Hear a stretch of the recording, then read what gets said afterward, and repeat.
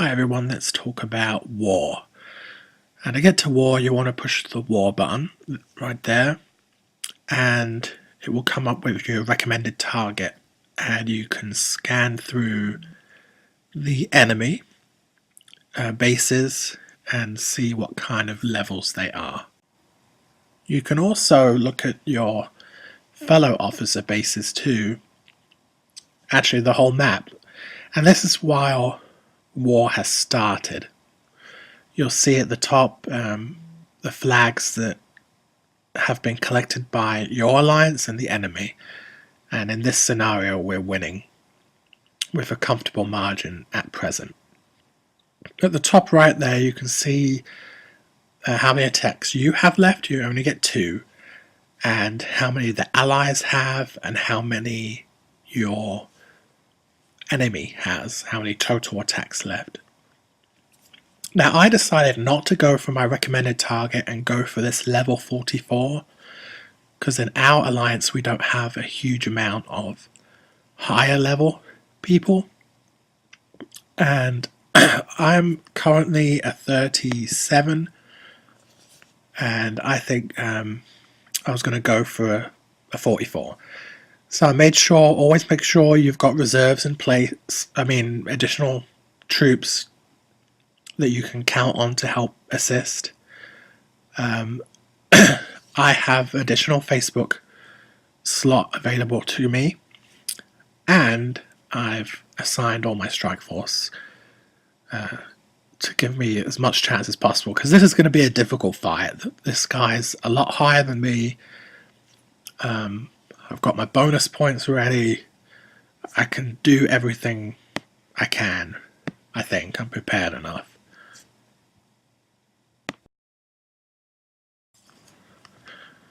So for the actual battle itself, I do pretty well, considering the power that he has, he or she. I attack those 2 points there. Note that you can attack multiple targets with any weapon, as long as they're close enough together. I started the orbital strike because I was concerned about stealth tanks at the right there. That just gives me a little heads up if there's anything there, and I start deploying my troops from the east. I make a mistake here. I think, see, I applied the health pack there, and I should have delayed that because more stealth tanks come right there from the south and the health pack starts to wear out. So that was my bad. At this point I decide, well, I'm going to need some extra stuff now, so I deploy the rest of my group. I start taking out, I use the EMP to attack the laser beam Thel towers, and but I'm starting to lose at this point. My Tomahawks just aren't having the impact upon his defenses that I'd like. They're just not powerful enough. I'm starting to get a bit nervous. I really feel that I've gone as far as I can and I cannot take out his base. So I start looking for alternatives. I see a space at the south and I rush my troops down to the south, trying to avoid as much of his defenses as possible, take out his war base, and try and get to the 50% mark, because at 50% I'll get 1 flag, and that wouldn't be so bad considering the high level that he's at. It's a well-designed base. That artillery up there is a problem, so what I do is kind of hope that my Tomahawks can take it out, or at least get the oil, and I rush them because I really need to take out that artillery before it wipes me out. The health troops are doing their best to keep them alive, and success, the artillery's down, and at this point I know I'm going to get the 50%. So I take out the remaining oil rig. Everything's leaving me alone, 50%, and the battle's basically over. I just let the rest of them die. So, just one flag, but much higher than me. Before, we wouldn't have got anything from him because no one would have attacked him, so I wanted to at least give it a go. And I think it went pretty well. For my next target, I chose someone who was a little closer to me, so I really wanted to get 3 flags now, and I chose 39, who is 2 levels above me. I like it when bases are grouped together like this. I feel like I have more success, because tomahawks can do some serious damage from far away. And what I'm doing here is I'm looking for a weakness in his network of artillery.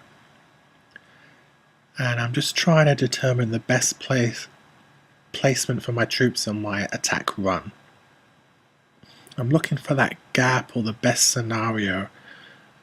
The best way to deploy my troops and not get hurt, because I find the artillery to be the most dangerous weapon against troops.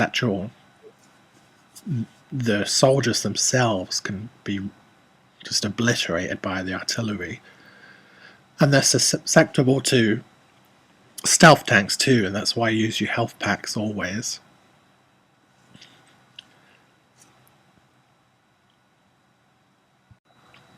So I've decided to attack from the north. I get a spread attack there, 3 defenses damaged. With the Predator drone I take out artillery, or almost take out. I use the beam to finish off what we started. And I did well, I took out 3. Slow start with the troop deployment. Not really worried about the choppers, because if you have the stealth tanks with you, they will disable the helicopters quite easily. And there's some stealth tanks, enemy stealth tanks, and I had the health pack ready to go. Deploy my EMP. The troops detect more of the choppers. Apply health pack, and I decide to bring in the rest of my squadron. And they start doing their thing to his base. Stealth tanks are so great offensively and defensively. At first I really didn't see the point of them, but they can be very useful, and I definitely recommend them in any squadron. So you can see that the game does a great job really of spreading out your offensive, and most of the time you have to trust that the computer game knows what it's doing, and it's allocating where to attack. You really only need to divert them if things are going wrong, and for me here everything's going perfectly. And I take out the last remaining defenses to get the full 3 flags and success. And I didn't actually lose that much too, which was great. So the whole point of war is that you have 2 attacks. You can get up to 6 flags with those attacks.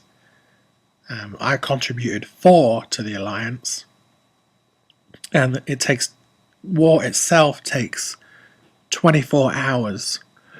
And here what I want to show you is that before war starts, you can apply strike forces in the war room on your defenses. Make sure you do it in the 24 hours prior to when war starts,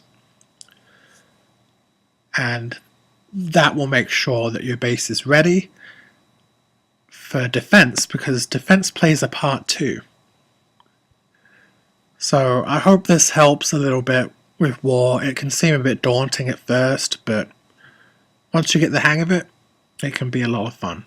And you get great rewards at the end, even if your team loses.